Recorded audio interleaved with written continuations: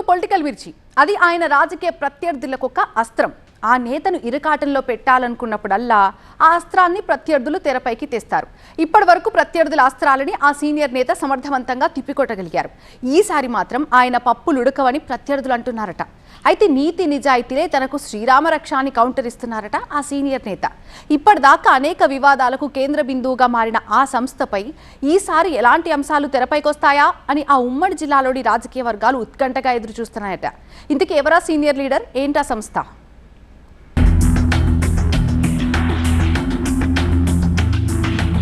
కూటమి సర్కార్ వచ్చిన దగ్గర నుంచి పొన్నూరు నియోజకవర్గంలో అధికార టీడీపీ, ప్రతిపక్ష వైసీపీల మధ్య పచ్చగడ్డి వేయకుండానే రాజకీయం భగ్గుమంటోంది. పొన్నూరు నుంచి వరుసగా 5 సార్లు టీడీపీ ఎమ్మెల్యేగా గెలిచిన ధూళిపాడ నరేంద్ర 2019లో తొలిసారి వైసీపీ చేతిలో పరాజయం పాలయ్యారు.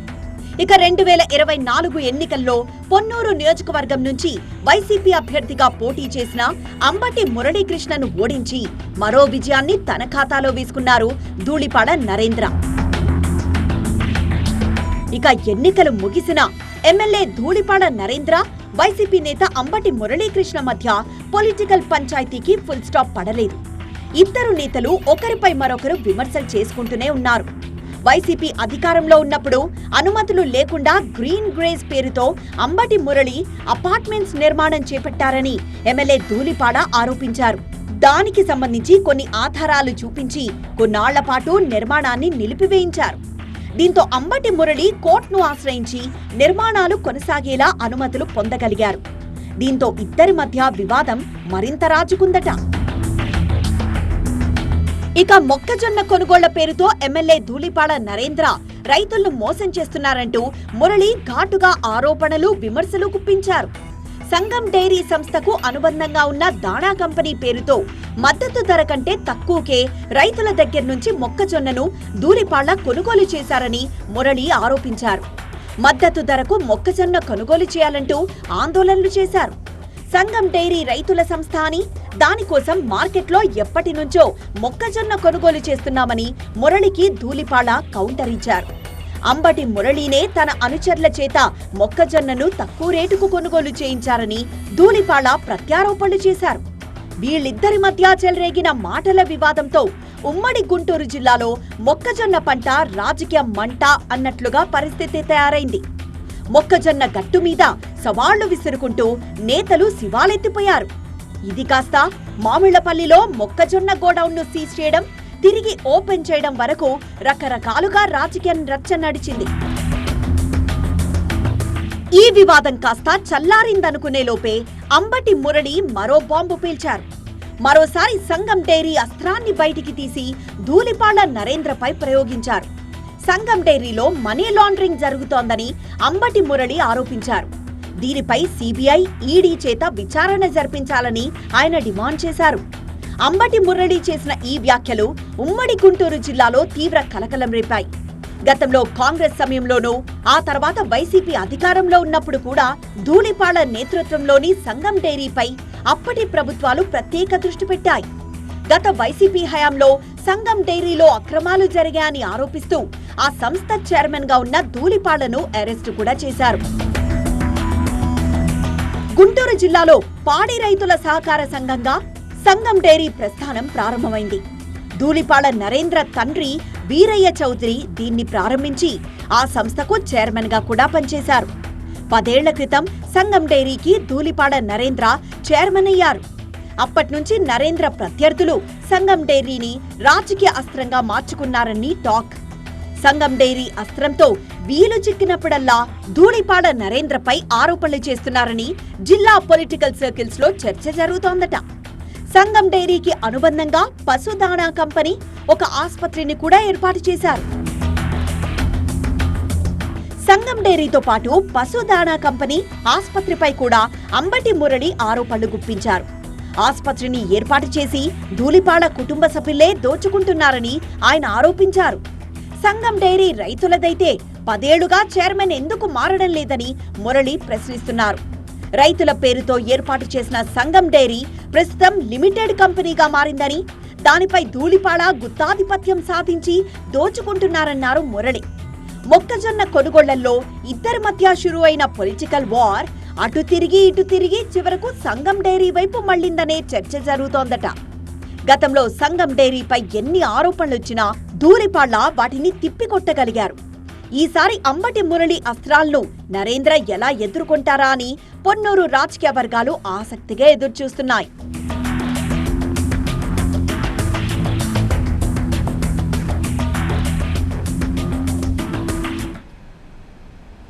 ఆ నియోజకవర్గంలో మంత్రి వర్సెస్ మాజీ మంత్రి అన్నట్టు రాజకీయం మండుతోందట. ఇద్దరి మధ్య ఇసుక తుఫాన్ చెలరేగుతుందని టాక్. ఇసుక రవాణాపై నేతలు మాటల తూటాలు పేల్చుకుంటున్నారు. మంత్రికి లంచాలు అందుతున్నాయని మాజీ మంత్రి గారు ఆరోపణలు చేశారు. దమ్ముంటే ఆధారాలు చూపించు, రాజీనామాకు సై అంటూ మంత్రి గారు సవాల్ విసిరారు. దీంతో పొలిటికల్ హీట్ పీక్స్ కి చేరిందట. ఇంతకీ ఏదా నియోజకవర్గం, ఎవరా నేతలు? అధికార నేత ఇసుక మేత అంటూ ఆరోపణలు. మంత్రిపై మాజీ మంత్రి శివాల్. నిరూపిస్తే రాజీనామాకు సిద్ధమని మంత్రి సవాల్. ధర్మపురిలో ఇసుక తుఫాన్. ధర్మపురి నియోజకవర్గంలో రాజకీయం వేడెక్కింది. ఒకవైపు ఎండలు మండుతోంటే మరోవైపు గోదావరి పరివాహక ప్రాంతం కూడా రగులుతోన్న రాజకీయంతో హీటెక్కిందట. ఇసుక అక్రమ రవాణాలో మంత్రి అడ్లూరి లక్ష్మణ్ పాత్ర ఉందని మాజీ మంత్రి బీఆర్ఎస్ సీనియర్ నేత కొప్పుల ఈశ్వర్ ఆరోపించారు. దీనికి అంతే ఘాటుగా కౌంటర్ ఇచ్చారు మంత్రి అడ్లూరి లక్ష్మణ్ కుమార్. ఆధారాలు చూపిస్తే తన మంత్రి పదవికి రాజీనామా చేస్తానంటున్నారు ఆయన. ఇప్పుడు ధర్మపురి నియోజకవర్గంలో మంత్రి వర్సెస్ మాజీ మంత్రి అన్నట్లుగా మాటల యుద్ధం కొనసాగుతోంది. జగిత్యాల జిల్లా ధర్మపురి నియోజకవర్గంలో ఇసుక చుట్టూ రాజకీయం తిరుగుతోందట. ముఖ్యంగా మంత్రి లక్ష్మణ్ కుమార్ ని టార్గెట్ చేస్తూ మాజీ మంత్రి కొప్పుల ఈశ్వర్ ఆరోపణలు గుప్పిస్తున్నారట. గోదావరి పరివాహక ప్రాంతంలో ఇష్టారాజ్యంగా ఇసుక తవ్వకాలు కొనసాగుతున్నాయనేది ఆయన ప్రధాన ఆరోపణ. ఇక్కడ ప్రభుత్వ ర్యాంపులు లేకుండానే పెద్ద ఎత్తున ఇసుక అక్రమ దందా కొనసాగుతోందని కొప్పుల వాడి వేడిగా విమర్శలు చేస్తున్నారని సమాచారం. ప్రతి ట్రాక్టర్ కి నెలకి 8,000 రూపాయల చొప్పున మామూళ్లు వసూలు చేస్తున్నారని, దానిలో పోలీసులకు 5,000 పోగా మంత్రి అడ్లూరి లక్ష్మణ్ కి 3,000 రూపాయల చొప్పున వాటాలొస్తున్నాయని తీవ్ర ఆరోపణలు చేశారు కొప్పుల ఈశ్వర్. కొప్పుల ఈశ్వర్ ఆరోపణలపై మంత్రి అడ్లూరి లక్ష్మణ్ మండిపడ్డారు. ఎలాంటి ఆధారాలు లేకుండా ఆరోపణలు చేయడం తగదంటూ కొప్పులకి ఘాటుగా కౌంటర్ ఇచ్చారు. తాను ఇసుక అక్రమ దందాకు పాల్పడుతున్నట్లు ఆధారాలు ఉంటే బయట పెట్టాలంటూ అడ్లూరి సవాల్ విసిరారు. తాను ఏ చిన్నపాటి తప్పు చేసినా మంత్రి పదవికి రాజీనామా చేస్తా అని ఘాటుగా జవాబిచ్చారు. ధర్మపురిలో బీఆర్ఎస్ చరిత్ర ప్రజలందరికీ తెలుసని, గతంలో ఇసుక దందాలో ఎవరి పాత్ర ఉందో అందరికీ తెలుసని కొప్పులపై విరుచుకుపడుతున్నారట అడ్లూరి. నేరెళ్ల ఘటనలో ఎస్సీలను అన్యాయంగా పోలీసులు చిత్రహింసలు పెట్టారంటూ కొప్పులకు కౌంటర్ ఇచ్చారు అడ్లూరి. ఇసుక మాఫియా దందాలు బీఆర్ఎస్ కు అలవాటు కాబట్టే ఇలాంటి ఆరోపణలు చేస్తున్నారన్నారు లక్ష్మణ్. ఇందిరమ్మ ఇళ్ల నిర్మాణం కోసం మాత్రమే ఇసుకను స్థానికులకు సరఫరా చేస్తున్నామని చెప్పారు మంత్రి. ఇసుక అక్రమ వ్యాపారం జరగడం లేదని, దీనికి సంబంధించి ఎలాంటి ఆధారాలు ఉన్నా బయట పెట్టాలని కొప్పుల ఈశ్వర్ని ఛాలెంజ్ చేశారు అడ్లూరి లక్ష్మణ్. ఇద్దరు నేతల మధ్య ఆరోపణలు, సవాళ్లతో ధర్మపురి రాజకీయం వేడెక్కిందని టాక్. మరోవైపు మంత్రి లక్ష్మణ్ కుమార్ కి మద్దతుగా ఇసుక రవాణా చేసే ట్రాక్టర్ల యజమానులు రంగంలోకి దిగారు. తాము ఇందిరమ్మ ఇళ్ల కోసం మాత్రమే ఇసుకను తీసుకెళ్తున్నామని, ఎవరికి లంచాలు ఇవ్వట్లేదని స్పష్టం చేస్తున్నారు. ఇదంతా రాజకీయ రచ్చ అంటూ వాళ్ళు కొట్టిపారేస్తున్నారట. మరి నేతల మధ్య చెలరేగుతున్న ఈ ఇసుక తుఫాన్ ఎటు దారి తీస్తుందో చూడాలి. ఆ మున్సిపల్ కార్పొరేషన్ వైసీపీకి కంచుకోట. అయితే అక్కడ డివిజన్ల పెంపు వ్యవహారం మాత్రం వాళ్ళకి మింగుడు పడటం లేదని టాక్. డివిజన్ల సరిహద్దులు మారటం, కొత్త డివిజన్స్ ఏర్పాటు చేయడం అంతా చకచకా జరిగిపోయింది. ఈ మ్యాటర్లో తమను సంప్రదించలేదంటూ వైసీపీ నేతలు చిర్రుబుర్రులాడుతున్నారట. రాబోయే కార్పొరేషన్ ఎన్నికల్లో పోటీ చేసి నెగ్గాలనుకుంటున్న వైసీపీ నేతలు తమ ఆశలు అడియాసలు అయిపోతాయని వాపోతున్నారట కూడా. ఈసారి జరిగే ఎన్నికల్లో తమ కంచుకోటను వైసీపీ కాపాడుకుంటుందా? ఇంతకీ ఏదా కార్పొరేషన్? కడప కార్పొరేషన్ లో కాకా. డివిజన్ల పెంపుపై భగ్గుమన్న వైసీపీ. గందరగోళం చేశారని ఆగ్రహం. ఎస్సీకి కేటాయించాల్సిన మేయర్ పదవి ఓసీ జనరల్ చేస్తున్నారా? వైసీపీకి చెక్ పెడుతున్న టీడీపీ. కడప నగరం 2004లో మున్సిపల్ కార్పొరేషన్ గా అప్గ్రేడ్ అయింది. కార్పొరేషన్ అయిన దగ్గర నుంచి ఇప్పటి వరకు అక్కడ వైఎస్ కుటుంబానిదే హవా. మొదట కాంగ్రెస్ పార్టీ, ఆ తర్వాత వైసీపీ. ఇప్పటి వరకు కడప కార్పొరేషన్ పై ఈ 2 జెండాలే ఎగిరాయి. అయితే ఈసారి పసుపు జెండా ఎగరేస్తామంటున్నారు స్థానిక TDP MLA Madhavi Reddy.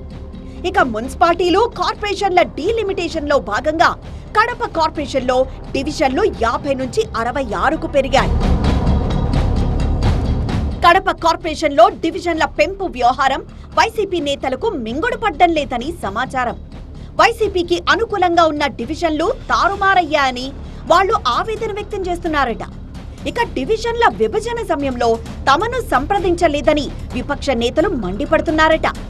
Local TDP ఎమ్మెల్యేతో corporation అధికారులు కుమ్మక్కై గుట్టుగా డివిజన్ల విభజన చేశారని వైసీపీ నేతలు ఆరోపిస్తున్నారు. ఒక స్పష్టత లేకుండా డివిజన్ల విభజన జరిగిందని విపక్ష నేతలు విమర్శలు గుప్పిస్తున్నారు. ఇక కడప కార్పొరేషన్ కి సంబంధించి రిజర్వేషన్లపై స్పష్టత లేకుండా చేశారని వైసీపీ నేతలు ఆరోపిస్తున్నారు. ఏ డివిజన్ పరిధి ఎలా మార్చారు అనే దానిపై క్లారిటీ లేదని కూడా ఆరోపణలు గుప్పిస్తున్నారట. కడప నియోజకవర్గం పూర్తిగా, కమలాపురం నియోజకవర్గంలోని కొంత భాగం కడప కార్పొరేషన్ పరిధిలో ఉంటుంది. మున్సిపల్ కార్పొరేషన్ పరిధిలో ఉన్న జనాభా ప్రాతిపదికన డివిజన్లను పెంచామని, అందుకే 66 డివిజన్లయ్యాయని అధికారులు చెప్తున్నారు. ఇక్కడ మరో ట్విస్ట్ ఏంటంటే కడప మున్సిపల్ కార్పొరేషన్ మేయర్ పదవి మొన్నటి వరకు బీసీ కోటాలో ఉంది. అయితే నిబంధనల ప్రకారం అది ఎస్సీలకు రావాల్సింది. కానీ ఈసారి కడప మేయర్ పదవిని ఓసీ జనరల్ చేయడానికి ప్రయత్నాలు జరుగుతున్నట్లు చెప్తున్నారు. అటు అనైతికంగా డివిజన్లను విభజించారని ఆరోపణలు చేస్తున్న వైసీపీ, ఇటు రిజర్వేషన్ విషయంలో కూడా అధికార టీడీపీ కూటమిపై విమర్శనాస్త్రాలు ఎక్కిపెడుతోంది.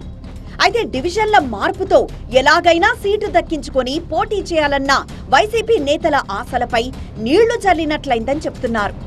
డివిజన్ల విభజనతో వైసీపీ గొంతులో పచ్చివెలక్కాయ పడినట్లయిందట.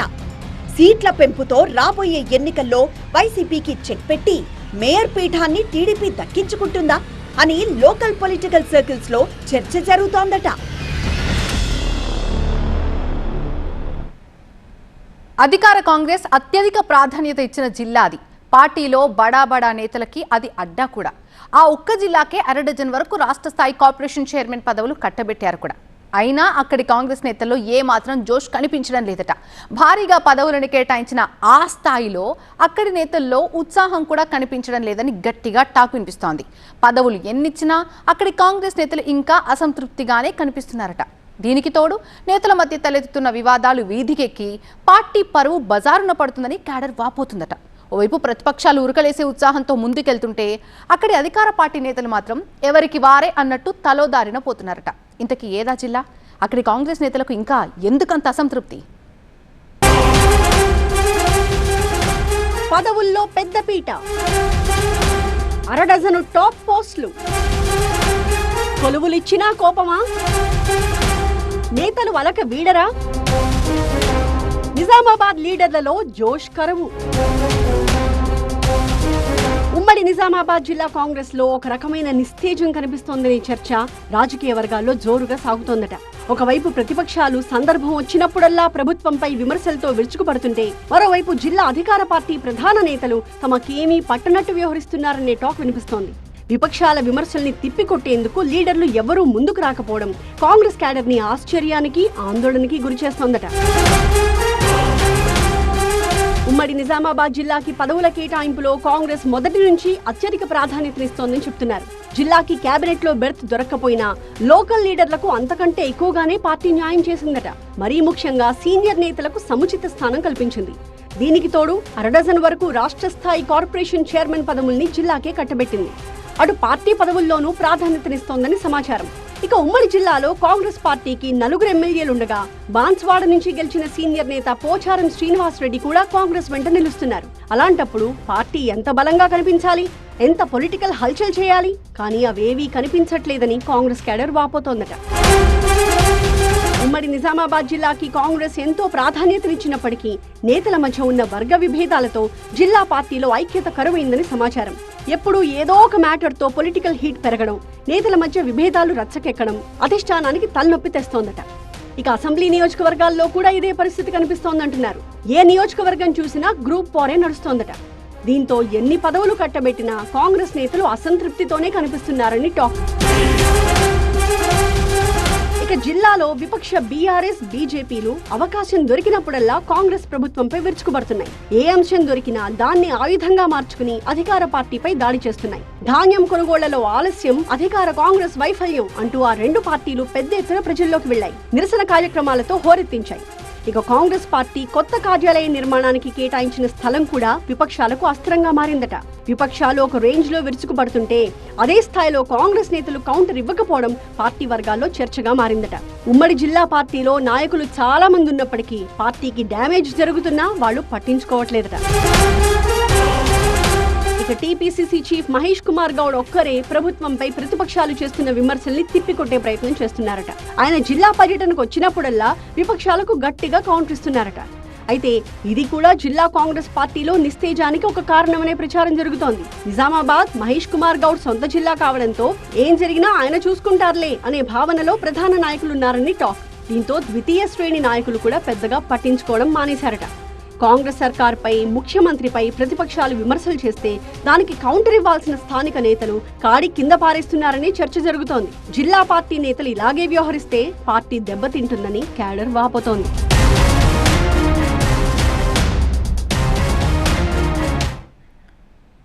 ఏపీలో స్థానిక ఎన్నికల నగారా మోగక ముందే రాజకీయ వాతావరణం వేడెక్కింది. కార్పొరేషన్లు, మున్సిపాలిటీలు, పంచాయతీలకు సంబంధించి డివిజన్లు, వార్డుల పునర్విభజన ప్రక్రియ తీవ్ర వివాదానికి దారితీసింది. ప్రభుత్వం నిబంధనలకి విరుద్ధంగా ఏకపక్షంగా వార్డులను విభజిస్తుంది అంటూ ప్రధాన ప్రతిపక్షం వైసీపీ మండిపడుతోంది. ఇప్పటికే మచిలీపట్నం, విశాఖ కార్పొరేషన్ల పరిధిలో డివిజన్ల విభజనపై హైకోర్టు స్టే ఇచ్చింది. ప్రభుత్వం ఇప్పుడైనా తన తీరు మార్చుకోవాలని వైసీపీ కోరుతోంది. అసలు ఏపీలో వార్డుల పునర్విభజనపై వైసీపీ ఎందుకు ఇన్ని అభ్యంతరాలు వ్యక్తం చేస్తోంది? ఈ ప్రక్రియకి హైకోర్టు బ్రేకులు వేయడానికి గల కారణాలేంటి?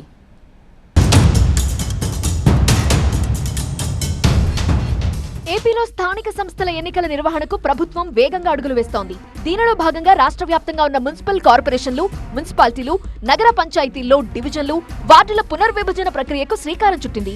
పెరిగిన జనాభాకు అనుగుణంగా పాత, కొత్త డివిజన్లకు 4 వైపులా స్పష్టమైన హద్దులు గుర్తిస్తూ అధికారులు కసరత్తు పూర్తి చేశారు. అయితే ఈ డీలిమిటేషన్ ప్రక్రియపైనే ఇప్పుడు వైసీపీ తీవ్ర స్థాయిలో ఆగ్రహం వ్యక్తం చేస్తోందని సమాచారం. స్థానికుల నుంచి వచ్చిన అభిప్రాయాలను, అభ్యంతరాలను పరిగణలోకి తీసుకోకుండా ప్రభుత్వం ఏకపక్షంగా వార్డులను విభజించిందని వైసీపీ ఆరోపిస్తోంది. అధికారులను అడ్డం పెట్టుకుని అధికార పార్టీకి లాభం చేకూరేలా ఇష్టారాజ్యంగా సరిహద్దులు మార్చేశారని మండిపడుతోంది. దేశవ్యాప్తంగా కొత్త జనాభా లెక్కల ప్రక్రియకు అడుగులు పడుతున్న సమయంలో 2011 జనాభా లెక్కల ప్రకారం ఇప్పుడెలా పునర్విభజన చేస్తారని వైసీపీ ప్రశ్నిస్తోంది. ఇప్పటికే విశాఖపట్నం, మచిలీపట్నం కార్పొరేషన్ల పరిధిలో జరిగిన అవకతవకలపై స్థానికులు, ప్రజాప్రతినిధులు హైకోర్టును ఆశ్రయించడంతో అక్కడ డీలిమిటేషన్ ప్రక్రియపై కోర్టు స్టే విధించింది. జనాభా నిష్పత్తిని అస్సలు పట్టించుకోకుండా సరిహద్దులు మార్చేశారంటూ దాఖలైన పిటిషన్లను విచారించిన ఏపీ హైకోర్టు రెగ్యులర్ బెంచ్లో విచారణ జరిగే వరకు తదుపరి చర్యలేవీ చేపట్టొద్దని స్పష్టమైన ఆదేశాలు జారీ చేసింది. అయితే ఇప్పుడు ఇదే బాటలో ధర్మవరం, కడప, గుంటూరు, చిత్తూరు, ఏలూరు మున్సిపాలిటీలు, కార్పొరేషన్లపై కూడా హైకోర్టులో పిటిషన్లు దాఖలయ్యాయి. ప్రభుత్వ ఆదేశాల ప్రకారం రాష్ట్ర వ్యాప్తంగా 100 పట్టణాల్లో 3206 వార్డుల పునర్విభజనని మున్సిపల్ శాఖ పూర్తి చేసింది. కొత్తగా 736 వార్డులు పెంచుతూ ముసాయిదాని కూడా సిద్ధం చేసింది. దీంతో రాష్ట్రంలో మొత్తం వార్డుల సంఖ్య 3942కు చేరాయి. నిజానికి ఈ నెల మొదటి వారంలోనే తుది జాబితా ప్రకటించాల్సింది. కానీ కోర్టు కేసులు, తీవ్ర అభ్యంతరాలు, వైసీపీ ఆరోపణల నేపథ్యంలో సిద్ధమైన వార్డుల జాబితాని ప్రభుత్వం ప్రస్తుతానికి హోల్డ్లో పెట్టింది. ప్రభుత్వం ముసాయిదాని సిద్ధం చేసి ప్రజల నుండి వినతులను స్వీకరిస్తున్నామని చెబుతున్నప్పటికీ క్షేత్రస్థాయిలో మాత్రం తీవ్ర అభ్యంతరాలు వ్యక్తమవుతున్నాయట. హైకోర్టు సెలవుల అనంతరం పూర్తిస్థాయి విచారణ జరిపాకే దీనిపై ఒక స్పష్టత వచ్చే అవకాశం ఉందని చెబుతున్నారు. మరి ఈ డీలిమిటేషన్ ప్రక్రియ మున్ముందు ఎలాంటి మలుపులు తిరుగుతుందో, ఎన్నికల నిర్వహణపై ఎలాంటి ప్రభావం చూపుతుందో చూడాలి అంటున్నాయి రాజకీయ వర్గాలు.